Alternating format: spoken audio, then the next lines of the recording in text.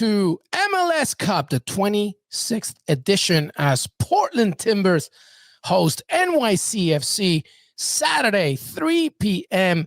Eastern, 12 p.m. Pacific. This is it, baby. NYCFC in their first ever MLS Cup. Portland Timbers under Savarese looking to repeat and do some good things again. Jimmy Conrad, MLS Cup. I mean, we got two former MLS stars, American Wonder Bread slices. Superstars. Superstars. Yeah. You know what? I might take it back, Heath. Jimmy, talk to me.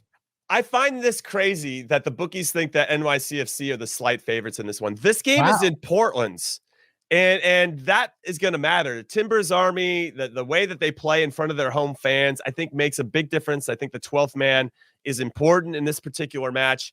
I know that New York went to Boston and upset the New England Revolution, who were the best team in league history over the regular season, even though head coach Bruce Arena has correctly stated that the schedules are a little slanted, so he played a lot more Eastern Conference teams than Western Conference, so maybe that, changed things a little bit. So I appreciate his awareness of that particular thing.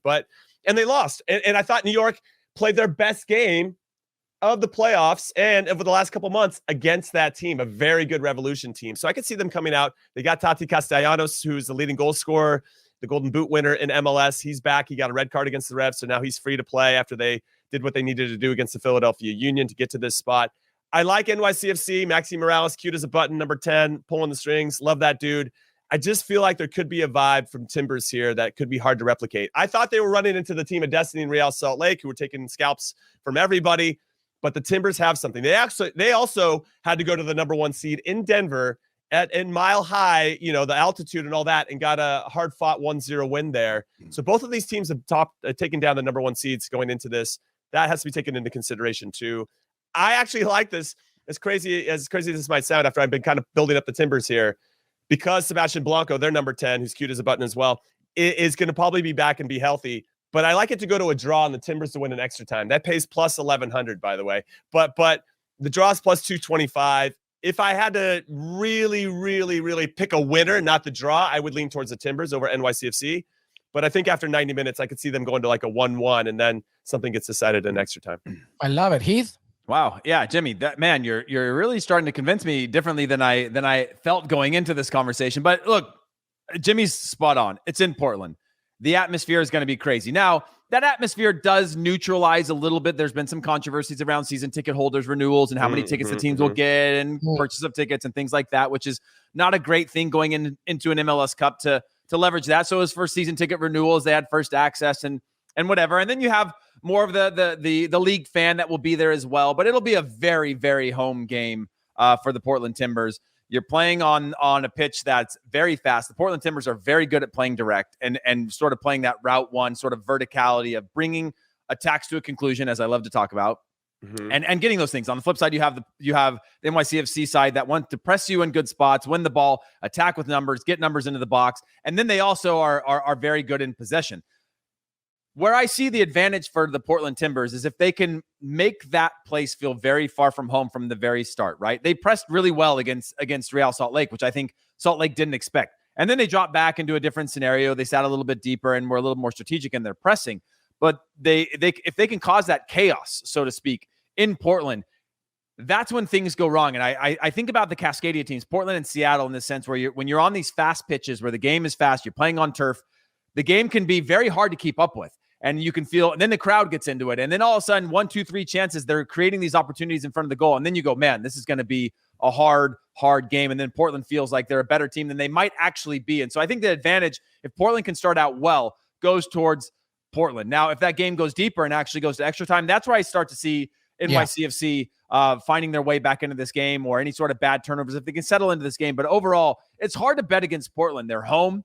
They play very, very direct, so it's not a style of play where you necessarily require, in the way that NYCFC do, 8 or 9 players to be at their best for you to break down teams with passing, for you to overcommit numbers into the box. You need a little bit more rhythm to that. Obviously, NYCFC have plenty of talent to be able to do that, but Portland have a way of disrupting it, and it leans me back towards those days, Jimmy, of the Bash Brothers type teams, your Houston Dynamos, your Seattle Sounders that are willing to make it ugly and scrap and just really make you suffer. I think Portland have the ability to do that. So I'm going to go with Portland on this one to win in regular time. And I'm going to say actually 1-0. I think Portland score in the first half. And hopefully, if my sort of prediction goes right, they score very early on and then just put that energy that's really hard to match when they're at home in front of their fans. Yeah, this is a perfect example, by the way, of the biggest matchup to me, which is like NYCFC holding that home crowd. If you can keep them quiet after 20 minutes, because the first 10 minutes is going to be insane. If you can keep it quiet,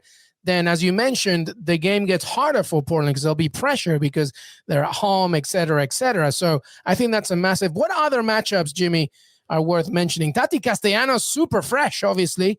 Didn't play in the previous game. Anything that you're focusing on in the game itself? Well, I think Castellanos versus the center backs from the Timbers is going to be of the utmost importance. And then as we saw in the Philadelphia Union game where NYCFC were a little bit quicker to second balls.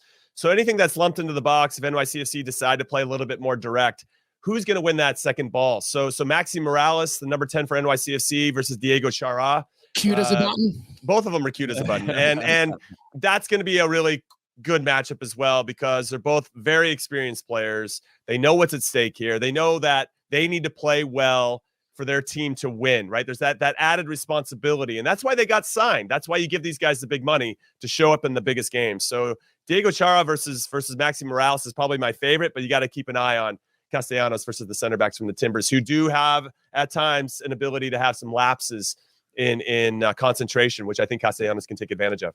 I will say this, that NYCFC really struggled against a borderline C team from Philadelphia Union to find a rhythm in the first half. When they once they did find it, they were good. Now, part of that was, the weather, the conditions, the fact that you're now went from being the underdog to being the favorite in a game that you weren't preparing for. But in this final, I mean, they're talking about the weather being potentially crazy, like crazy rain.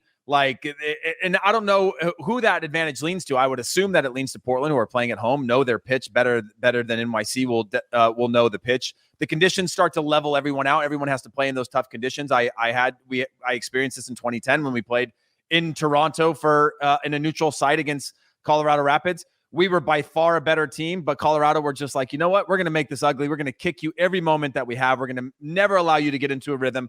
Add this weather element, which was freezing cold. And they ended up winning. They ended up winning this one. And so, or that one. And so when I look at this one, it comes down to Sebastian Blanco. What's the role that he plays within the team? Does he start? Does he come off the bench? What kind of impact does he have? And then weather, what factors does that play into this match overall? And again, I think weather leans towards the Portland Timbers and the fact that they're going to create this crazy atmosphere that now has even more elements that you have to deal with. Again, I know Jimmy's the great neutralizer in terms of everybody has to play in it. Everybody has to suffer in it. That's the chip on Jimmy's shoulder.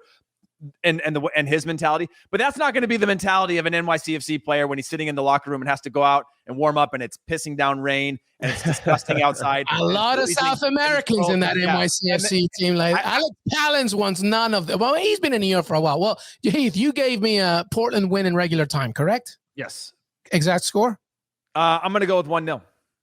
Jimmy? I'm going to go 1-1 in regulation, and then the storybook ending, Diego Valeri comes on as a super sub, club legend, and scores an extra time. Cute. I mean, he is very handsome, and he's got the man bun to go with it. And I feel like that would just be amazing if that's how it finished, because I think his time with the Timbers is coming to a close here. So to see a club legend like him go out in that type of style, I'm going for the Michael Jordan ending, Game 6, okay? All right. That's good. Well, I have to go for my home team here. I think NYCFC will do it. There's a Peruvian club? Is there? Who are they playing against? Come on, man. I just take the 4 or 5 and I'm right there at Yankee Stadium. I love it. No, listen. And also Alex Callens, come on. One Peruvian playing in this. I got to go there. But I will say this. It's all down to that atmosphere, because those first 15 minutes are going to be absolutely crucial. And the weather, I mean, to your point, Heath, I'm looking at the weather. It's absolutely insane. But there you have it. MLS Cup.